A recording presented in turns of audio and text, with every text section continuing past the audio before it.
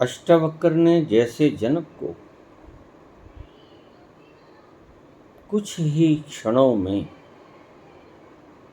ईश्वर के दर्शन करवा दिए, क्या आप हमें ऐसा नहीं कर सकते बाबा?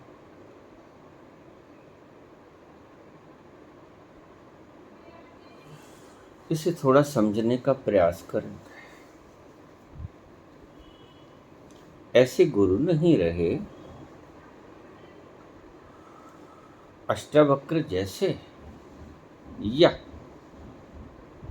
कमी कहीं और है? कमी कहीं और है। गुरु तो बिल्कुल वैसे ही है।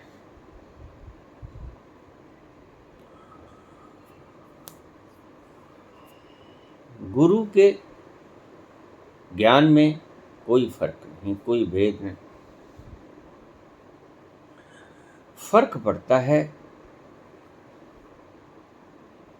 मुमुक्षु की इच्छा। अगर आप मुक्त होना ही नहीं चाहते, अगर आपके भीतर कुछ ऐसा है जो कि आपको बंधन युक्त ही रखना चाहता है, तो आप मुक्त कभी नहीं हो पाओगे। अगर जनक भी ऐसा चाहते तो अष्टावक्र लाख कोशिश कर लेते, मुक्त ना हो पाते।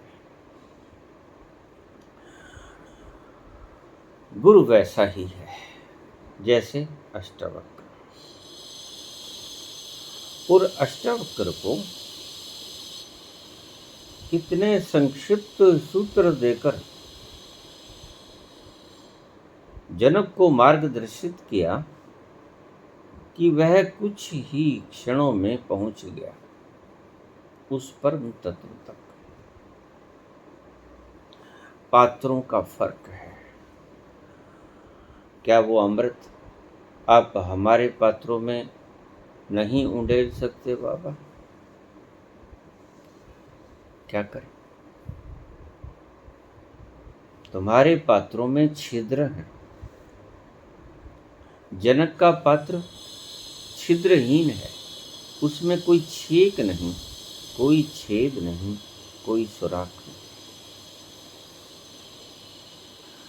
जनक के पात्र में जो अमृत उंडेला जाता है, जनक का पात्र उसे संभाल लेता है। तुम्हारा पात्र उसे संभाल नहीं सकता। वो छिद्र उस अमृत को बाहर फेंक देते।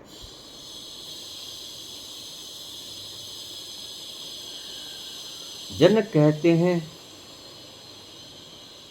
हे अष्टावक्र, हे गुरुजी महाराज, आपकी अपार कृपा से यह अकिंचन, यह क्षुद्र विराट हो गया। ऐसी कृपा की कई जिंदगियों का भटकाव आपने कुछ ही पलों में समाप्त कर दिया। जिंदगी भर भटकता रहा, नहीं पा सका। उसका कारण था मोह।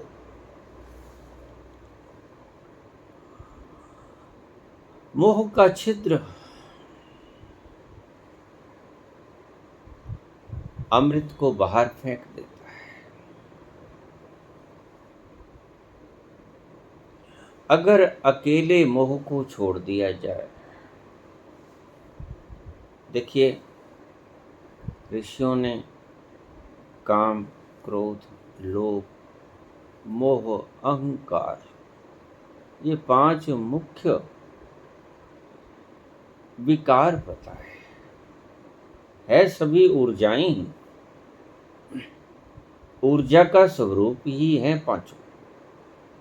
लेकिन इनमें भी एक मुख्य है, अगर वो छोड़ दिया जाए तो सभी मसले हल हो जाएंगे। चारों को आप एक तरफ रख दो। अगर अकेला मोह टूट जाए तो आप तत्क्षण पहुंच जाओगे। वो मोह है क्या जो जनक का टूटा?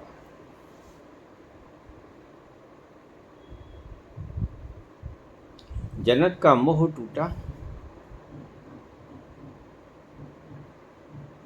यह समझ में आ गया जो अष्टावक्र ने कुछ शब्द कहे।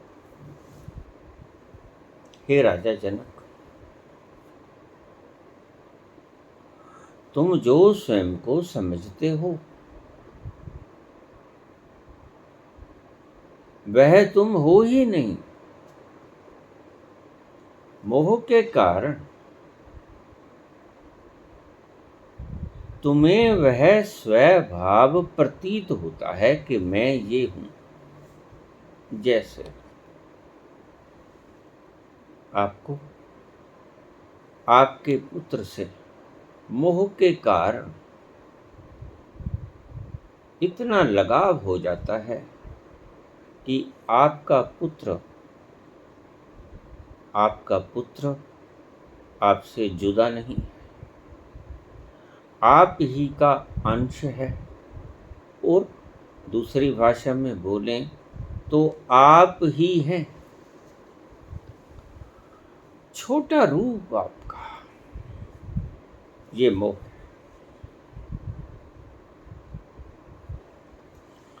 बाकी विकारों को आप एक बार भूल जाओ,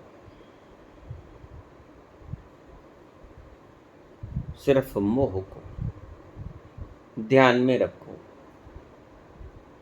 मोह टूट जाए तो सभी मसले हल। फिर ना काम आपका कुछ बिगाड़ सकेगा, ना क्रोध, ना लोभ, और न अहंकार। सच पूछो, मोह के कारण ही ये बाकी के विकार चले आते हैं। अगर ढंग से सोचो ते मोह के ही दूसरे दूसरे रूप हैं। इसको विस्तार से समझने की चेष्टा करेंगे। जब आप कामग्रस्त होते हो तो आप स्त्री या पुरुष के शरीर से मोह पैदा कर लेते हैं। अगर मोह न हो तो भोग असंभव हो जाए। क्रोध, जब क्रोध पैदा होता है तो कोई आपके सम्मान को, जिसे आप खुद समझते हो, आपके शरीर को, आपके सम्मान को, आपके होने को आघात पहुंचाता है। वह आपका होना सत्य नहीं है, क्योंकि वास्तव में आप जो हो उसको बेइज्जत नहीं किया जा सकता। आप जो खुद की तस्वीर बनाए बैठे हो, मूर्ति बनाए बैठे हो, उसको जब कोई तोड़ देता है तो आप दुखी होते हो, और उस दुख के कारण आप उस व्यक्ति विशेष पर क्रोध करते हो। यह है मोह अपने शरीर का, क्योंकि तुम्हें पता नहीं कि शरीर तुम हो नहीं। अगर पता होता कि तुम शरीर नहीं तो तुम्हारी ना कोई बेइज्जती कर सकता था, ना तुम्हारे शरीर को कोई तोड़ फोड़ सकता था, क्योंकि शरीर तुम हो ही नहीं। लोभ, जब तुम लोभ करते हो, जोड़ लूं, छीन लूं, जमा कर लूं, उसका कारण भी मोह है। आपको अपने या अपने बाल बच्चों से या अपने प्रियजन से मोह होता है। तुम उनके शरीर को उनका होना मानते हो, जबकि वो शरीर है। ये भी मोह के कारण होता है। उनके कारण आप लोभ करते हो, जोड़ते हो, द्रव्य इकट्ठा करते हो। यहाँ भी मोह बेसिक रीजन है, अन्यथा तुम जोड़ते ना, तुम इकट्ठा न करते, तुम उनको भी अपनी ही तरह, क्योंकि तुमने खुद को शरीर माना, यानी खुद के साथ मोह किया।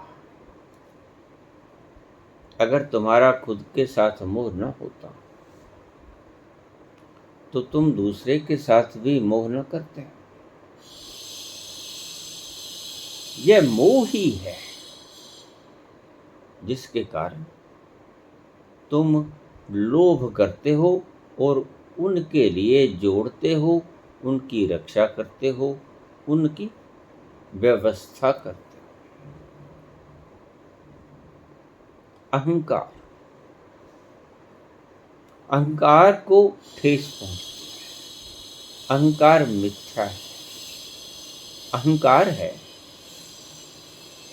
मैं मन हूं, मैं विचार हूं। तुम्हारे विचारों को किसी ने आघात पहुंचा दिया,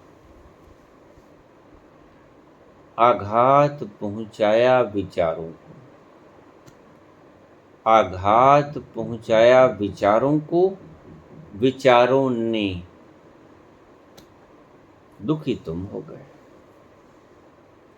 तुम्हारे विचारों के साथ अगर कोई सहमत नहीं है तो तुमने उन विचारों को अपना होना मान लिया।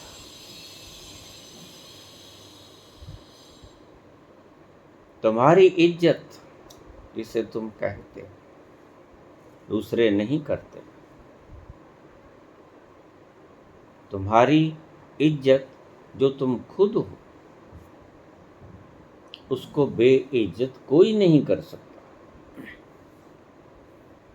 तुम ऐसे तत्व हो जो बेइज्जत किए ही नहीं जा सकता, कितनी ही चेष्टा क्यों न कर। जो बेइज्जत किया ही नहीं जा सकता, उसकी इज्जत पर प्रहार होगा कैसे? ये भी मोह के कारण ही हुआ। तुमने अपने आप को जो माना था, जो ताश के महल खड़े किए थे, मैं अमीर हूं, मैं शहंशाह हूं, मैं बहुत समझदार हूं, मैं सबसे श्रेष्ठ हूं, मैं सबसे बलवान हूं। ऐसे जो भी ताश के महल आपने इकट्ठे किए थे, वो किसी ने भंग कर दिए, और वो महल ताश के सच नहीं थे, वो झूठ थे। वो इज्जत के साथ भी तुम्हारा लगाव यानी मोह था। काम भी पैदा हुआ लगाव के कारण, मोह के कारण।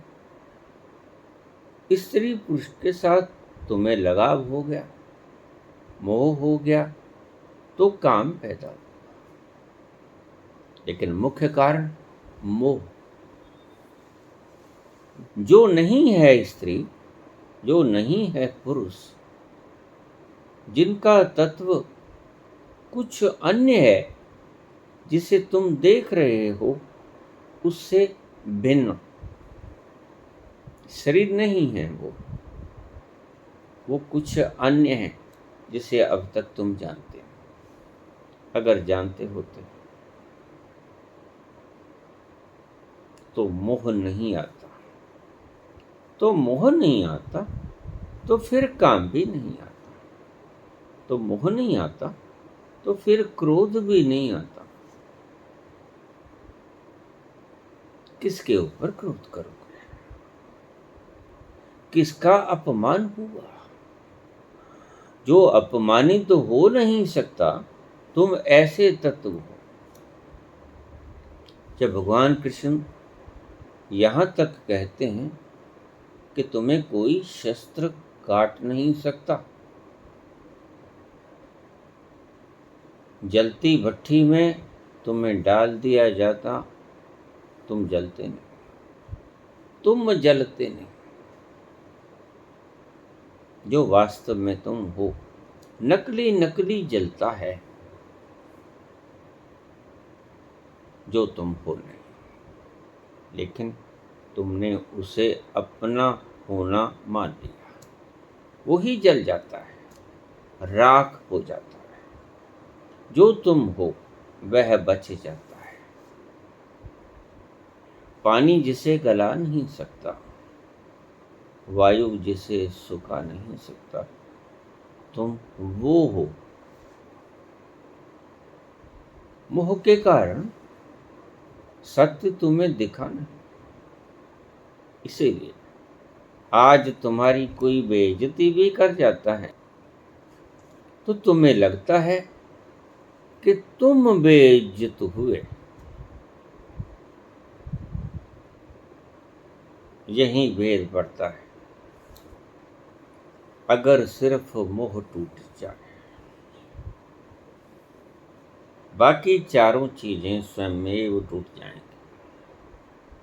मोह मूल है, जिन्हें तुम विकार कहते हो। पांचों विकारों को छोड़ दो, नहीं, एक विकार को, मोह को। मोह का दूसरा मतलब तादात्म्य है। मोह का दूसरा मतलब आइडेंटिफिकेशन। अगर तुम ऐसा करने में समर्थ हो जाओ तो सब कुछ, तुम्हारे मेजरमेंट्स बदल जाएंगे, पैमाने बदल जाएंगे, माप तोल सभी बदल जाएंगे। जिस तल से तुम सोचते थे वो तल टूट जाएंगे, वो पैमाने बिखर जाएंगे। अभी तुम शरीर तुम हो, विचार तुम हो। तुम्हारे विचारों को ठेस लगती है। अगर कोई कहे कि तुम्हारे ये विचार गलत है, तो तुम ये नहीं कहते कि मेरे विचार मैं हूं कहां। मेरे विचार मात्र विचार है। तुम्हारे विचार और हो सकते हैं, लेकिन और विचारों से तुम्हारे विचारों को ठेस पहुंचने वाली नहीं। अगर तुम्हारा तादात्म्य शरीर से टूट जाए,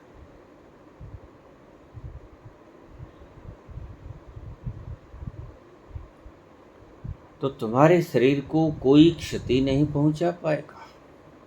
और तुम ये ना कहोगे कि तुमने मेरे शरीर को नुकसान पहुंचाया। यह मेरा तब तक ही रहेगा जब तक कि तुम्हारा मोह इसमें बना रहेगा। जब तक तुम शरीर रहोगे तब तक शरीर तुम्हारा रहेगा। इस बात को ध्यान से समझ लेना। जब तक तुम शरीर बनकर रहोगे, बंधन नहीं टूटेगा मोह का, तब तक शरीर तुम्हारा ही रहेगा। जब तक तुम मन रहोगे तब तक मन को तोड़ा जाएगा और तुम्हारा मन टूटेगा, तुम्हारे विचार टूटेंगे और तुम कहोगे कि मेरी बेइज्जती करती। क्यों? क्योंकि विचार तुम्हारे से अलग नहीं, विचार ही तुम हो। और जब तक तुम विचार रहोगे तब तक तुम्हारे विचार अगर टूटेंगे तो तुम्हारी बेइज्जती होगी ही होगी, क्योंकि विचार नहीं टूटे, तुम टूटे, तुम विचार हो। इसलिए जब तुम्हारे विचारों पर कोई आघात होगा तो विचार नहीं टूटेंगे, तुम टूटोगे, तुम्हारे पर आँच आएगी, तुम्हारा बिगड़ेगा सब कुछ। ये बनावटी खेल।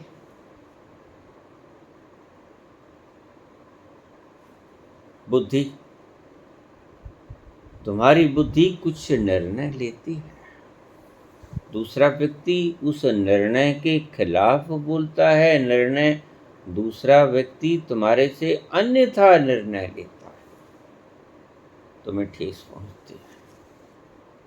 और ये ठेस उस वक्त तक पहुंचेगी जब तक तुम्हें ये मान्यता बनी रहेगी कि बुद्धि मैं हूँ, बुद्धि का निर्णय मेरा नहीं, मेरी बुद्धि का निर्णय नहीं, मैं निर्णय हूँ। ये निर्णय मेरी बुद्धि नहीं, मैं हूँ। ये फासला जब टूटेगा, जब मोह टूटेगा, ये मैं हूं नहीं, शरीर में हूं नहीं, तो शरीर को कोई चोट पहुंचा जाए, शरीर के किसी अंग प्रत्यंग को कोई क्षति पहुंच जाए, तुम कराहोगे, तुम्हें पीड़ा होगी, लेकिन तुम ये नहीं कहोगे, मानोगे नहीं, क्योंकि तुम्हें पता है तुम शरीर हो नहीं।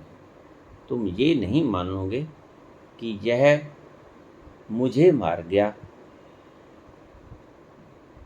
मेरा अंग समाप्त हो गया, ये नहीं कहोगे। तुम कहोगे मैं समाप्त हूं, क्योंकि अंग तुम हो, पांव तुम हो, हाथ तुम हो, आंख तुम हो, कान नाक सब इंद्रियां तुम हो। अगर किसी ने किसी भी शरीर के अंग को तोड़ दिया तो तुम कहोगे मैं टूटा, क्योंकि वो अंग प्रत्यंग तुम हो। तुम्हारे विचारों को तोड़ेगा, विरुद्ध चलेगा, तो तुम कहोगे मैं टूटा, इसने मुझे आघात पहुंचाया। तुम्हारी बुद्धि के निर्णय को कोई तोड़ेगा, विरुद्ध चलेगा, तुम कहोगे ये मेरी आज्ञा के खिलाफ जा रहा है, मेरे निर्णय के खिलाफ जा रहा है, हालांकि वो निर्णय तुम्हारा है नहीं, तुम्हारी बुद्धि का है। ऐसी दुर्घटनाएं घटेंगी जब तक कि तुम मन बुद्धि शरीर की इंद्रियों को स्वयं का होना समझोगे, यानी इनके साथ मोह करो। जैसे ही मोह टूटा वैसे ही सब स्पेयर पार्ट्स अलग अलग हो जाएंगे। बुद्धि अलग, मन अलग, शरीर का पुर्जा पुर्जा अलग। जैसे तुम अभी तक ये मानते हो कि शरीर का प्रत्येक अंग प्रत्यंग मैं हूं, मेरा है, मैं हूं, लेकिन कल को तुम्हारे किसी अंग में, अंगूठे में, पाँव में गैंग्रीन हो जाता है, डॉक्टर कहता है कि अंगूठा कटवा दो, तुम कहते हो नहीं, अंगूठा तो मैं हूं। गैंग्रीन बढ़ जाती है, आपको पता है गैंग्रीन का रोग ऐसा है जो बड़ी शीघ्रता से फैलता है। फिर आप डॉक्टर के पास जाते हैं, वो कहता है अब तो ये पाँव काटना पड़ेगा पूरा नीचे का, नहीं कटवाते मोह के कारण। मोह है कि ये मैं बच जाए, और फिर एक दिन आता है गल जाता है पूरा पाँव ऊपर तक, जांघ तक। तो डॉक्टर कहता है अब तो पूरी जांघ तक एक पूरी टांग काटनी पड़ेगी, अन्यथा सारा शरीर खत्म हो जाएगा। फिर तो होश में आते। मैंने ऐसे केस देखे, टांग कट जाती, टांग कटी, लेकिन तुम्हारा वर्म नहीं टूटा कि ये टांग कटने के बाद भी तुम उतने ही हो जितने पहले थे, कटे नहीं जरा भी, लेकिन टांग पूरी की पूरी गई। हमारे पड़ोसी थे सामने, उनके गैंग्रीन हो गए। ऐसा ही कुछ उनके साथ हुआ। अंगूठा पका था, मोह के कारण। मोह दुख देता है, मोह गलत निर्णय करवाता है। मोह के कारण नहीं कटवाई, पूरी की पूरी टांग काट। दूसरे के भी हो गई, फिर वही मोह, शायद बचा लूं, शायद बचा लूं। दूसरी भी पूरी की पूरी जांघ तक टांग काट दी। और वह मुझसे कहा करता, मैं छोटा था उम्र, व्हील चेयर पे बैठा मुझसे कहा करता, बेटा अगर मुझे मेरे शरीर के साथ मोह न होता तो मैं उस दिन अंगूठा कटवा लिए होता और मैं पूरा आदमी रहता। आज मैं आधा आदमी हूं। मुझे इतनी समझ नहीं थी, मैं बच्चा था। अगर आज के दिन होता वह व्यक्ति मेरे सामने तो मैं कहता कि आप के कोई फर्क पड़ा, दोनों टांगें कट गई, आपके होने में कोई फर्क पड़ा? नहीं, होने में फर्क नहीं पड़ा, क्योंकि वह कहता था मेरी टांगें गई। उसने ये नहीं कहा कि मैं कटा, उसने कहा मेरी टांगें कटी, मेरी गलती के कारण, मेरे वो मोह के वश में, मेरे मोह के कारण, तादात्म्य के कारण, ड्यू टू आइडेंटिफिकेशन कि मैं ये टांग, मैं अपने आप को न मारूं न घटाऊं, नहीं कटने दी, दोनों टांगें काट दी और आखिर में पूरा शरीर भी मर गया, कोई तंतु शेष रह गया। तुम भी ऐसे ही खिलाड़ी हो। यह मोह का चक्कर तुम्हें जन्मों जन्मांतरों तक घुमाए रहता है, संसार में दुख देता रहता है, लेकिन तुम्हारी आंखें खुलती नहीं। काश कहते हो तुम, बाबा अमृत डाल दिया, अष्टावक्र ने जनक के पात्र में, और क्षण में ही पहुंच गया वो परम तत्व के परम चरम सुख के पास। क्या आप ऐसा नहीं कर सकते?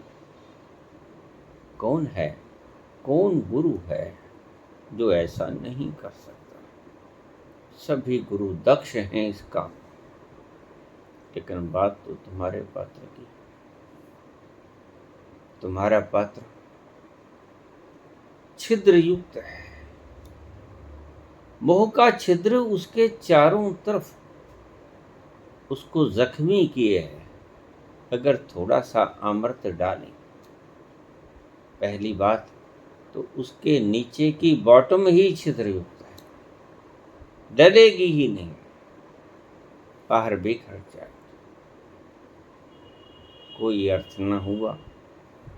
बहुत लोग मुझे कह देते हैं, बाबा जैसे विवेकानंद के सिर के ऊपर हाथ रखा रामकृष्ण ने, उसे सतोरी की झलक मिली, आप ऐसा नहीं कर सकते। मैंने कहा कर सकते, लेकिन विवेकानंद जैसा तुम्हारे भीतर करेज है, विवेकानंद जैसी तुम्हारे भीतर मुमुक्षा है नहीं। जनक मंजे हुए खिलाड़ी हैं, जनक राजा हैं, और न जाने कितने जन्मों से राजा रहे हैं। उन्होंने सारा सब कुछ भोग लिया है जो भोगने योग्य है। अब वो बिल्कुल आखिरी पड़ाव पे खड़े।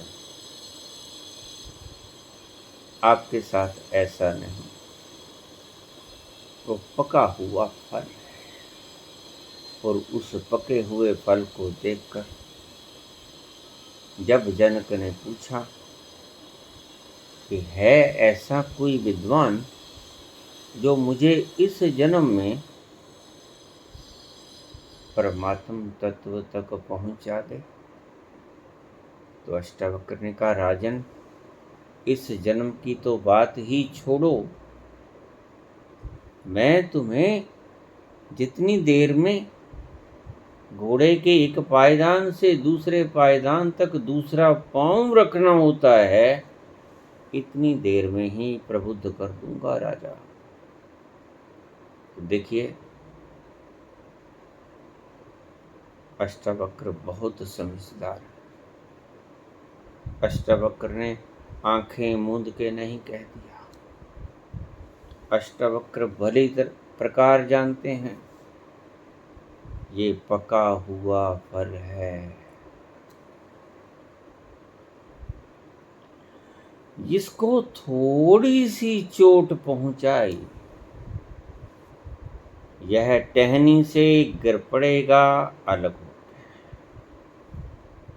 ये पके हुए फल से कही गई अष्टावक्र महागीता है। यही महागीता आपको भी सुनाई जाती है।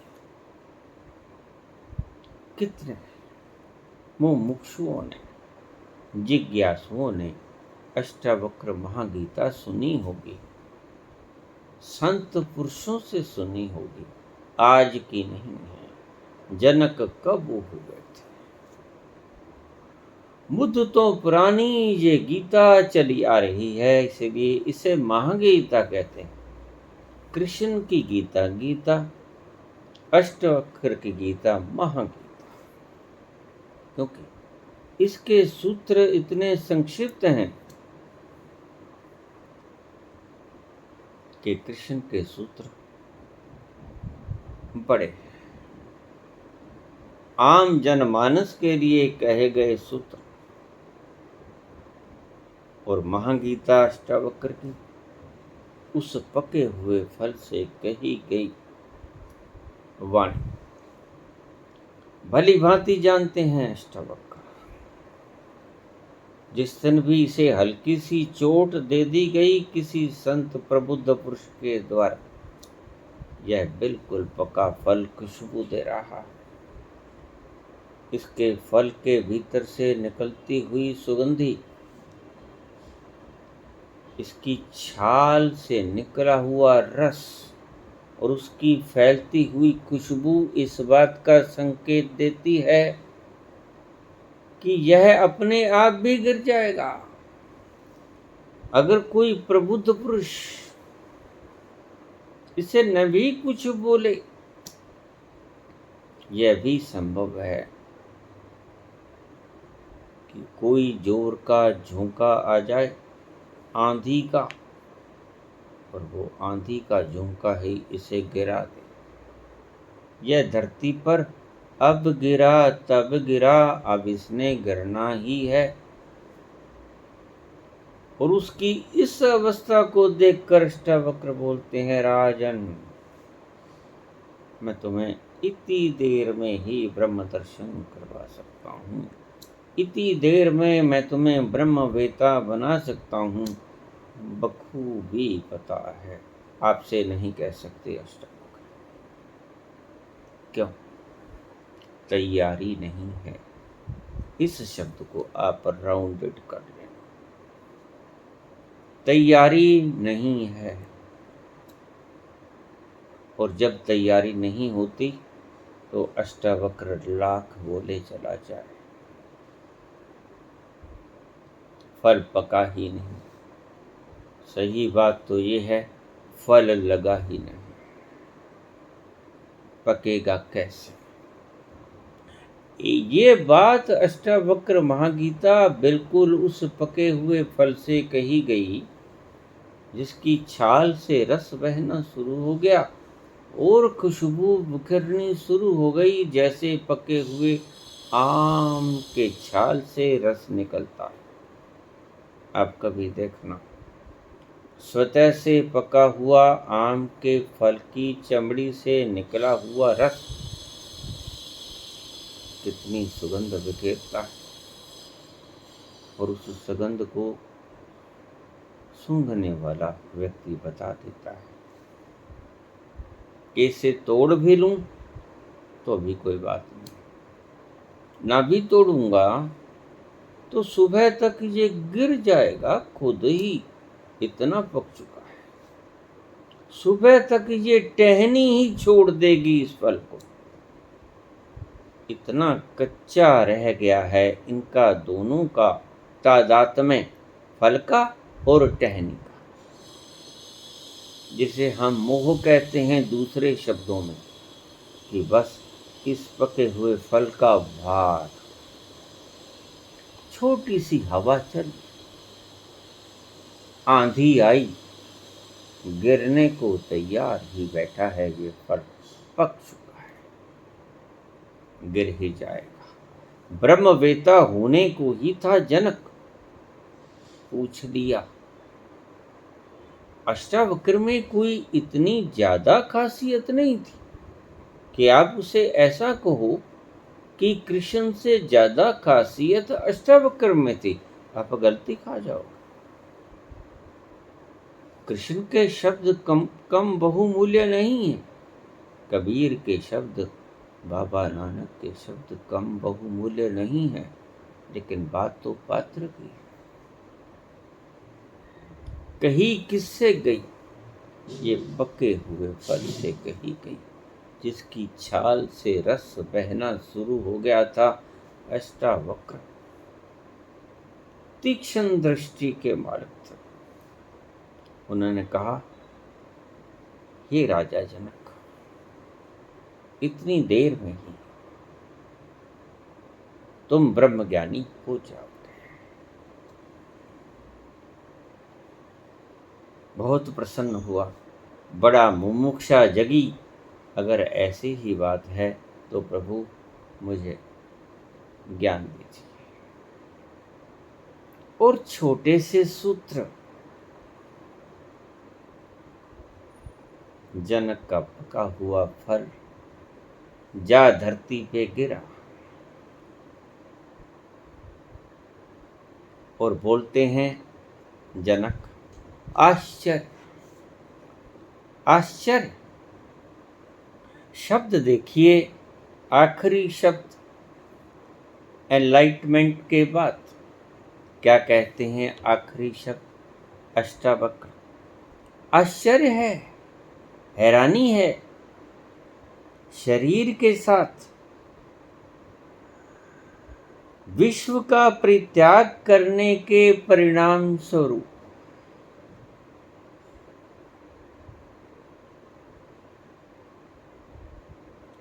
थोड़ी सी कुशलता से,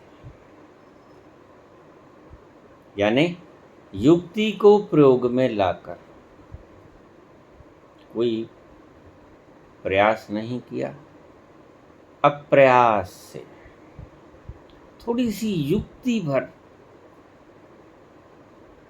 थोड़ा सा आपने मूल मंत्र बताया कि हे अष्टावक्र, तुम ये नहीं हो, तुम गलत समझ रहे हो, तुम शरीर नहीं, मन नहीं हो, तुम्हारी मान्यताएं गलत है, इनको बदलो। युक्ति को प्रयोग में लाकर इस समय मुझे परमात्मा का साक्षात दर्शन हो रहा है।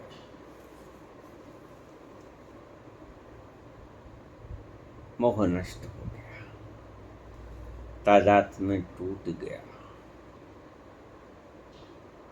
तुम भी चाहोगे। मुमुक्षु व्यक्ति चाहता है कैसे इस संसार के दुखों से मुक्त हो जाऊं, कैसे इस संसार के आघातों से दूर चला जाऊं, इस संसार चक्र से बाहर निकल जाऊं। तो अष्टावक्र के इन सहज सूत्रों को सुन लेना।